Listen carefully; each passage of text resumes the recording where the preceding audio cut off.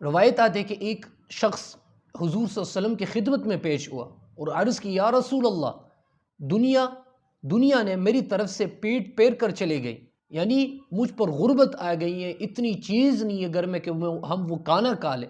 یعنی اتنی غربت نے ہمیں گھیر لیا ہے، یا رسول اللہ ایسی کوئی چیز بتا دے کہ اللہ تبارک و تعالی ہماری رزق میں اور بھی برکت ڈال دے۔ حضور صلی اللہ علیہ وسلم نے اس بندے کو فرمایا کہ آپ ملائکوں کی تسبیح کرو۔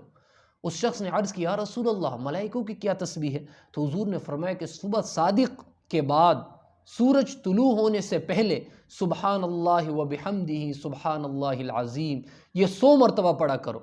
یہ 100 مرتبہ پڑھا کرو۔ اس شخص نے یہ سن کر کے چلے گئے۔ کچھ عرصے کے بعد جب وہ آئے اور حضور کے پاس اس نے عرض کی یا رسول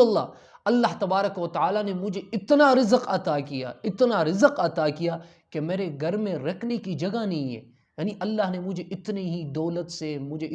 دولت مجھے عطا کیا کہ گھر میں اتنا جگہ نہیں ہے کہ میں وہ دولت اپنے گھر میں ہی رکھوں۔